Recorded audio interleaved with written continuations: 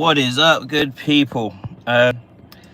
Yeah, Daniel Dubois versus Usyk. We're going to be talking, guys. There's so much going on. So much to say as well. Everyone's got an opinion on this as well. Let me get my chair nice and comfortable so I can just sort of sit back and relax on this. Let's start with it. Everyone's had their say. Tony Bellew, Derek Chisora, Lawrence Okoli, they've all had a lot to say about this. A lot of people talking about the apparent dynamics between the dad and the son. You know, the dad obviously having major control over everything, and it seems like Daniel's more interested in what his dad says rather than what his trainer says. Who is it? I watched Johnny Nelson today, and Johnny Nelson was speaking, and he was saying that, you know, he went into the change rooms after the Dubois AJ fight, and he was trying to like congratulate them,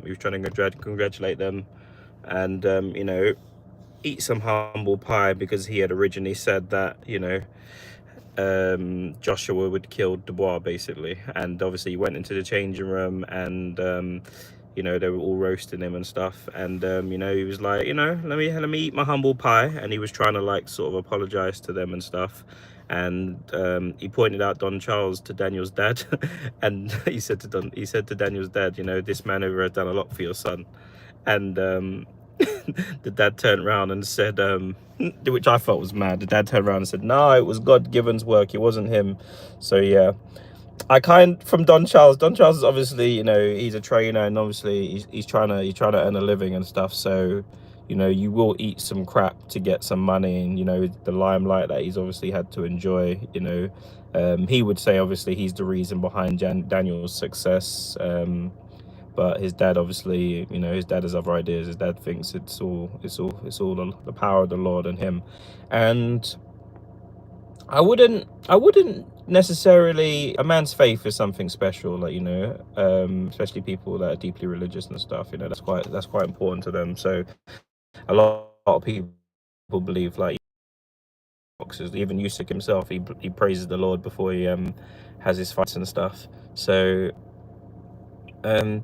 it's just a bit of it's a bit tricky one. I suppose it's kind of like the Eubank situation as well, like, you know, where Eubanks broke away from his dad and was like, you know, right, I want to do my own path now. I don't know if Daniel has that sort of fortitude in him.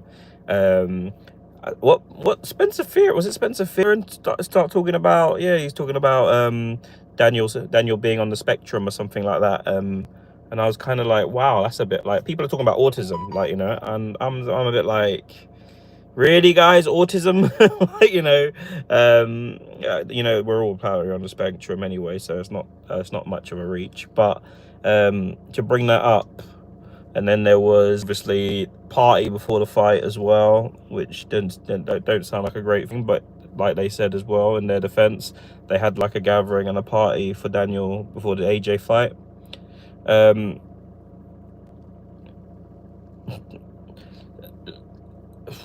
Hrgovic was like the first big fight. I was expecting Daniel to beat Gerald Miller anyway. Gerald can't get himself fit for a fight, so you know, he's never going to do well in terms of that. The Hrgovic fight, I was worried about Daniel, and Daniel took some serious licks, so there's no question about whether Daniel can take licks or not, you know. Let's have a look. I'm down to come. Just let me know like what day it is. Yeah, cool. Yeah, so in terms of the game plan, let's say, did Daniel quit as well? No, I don't think Daniel quit. Like, I think Daniel got punched up. Like, you know, he fought the most simplistic fight, and you know, Usyk was pissed as well, boy. Usyk was pissed. Like, my man said he's gonna knock him out in 6 rounds, you know, and I've actually looked it up, so he hasn't actually even done that before, to be honest with you. Right, guys, I'm gonna come straight back. Just give me 2 seconds.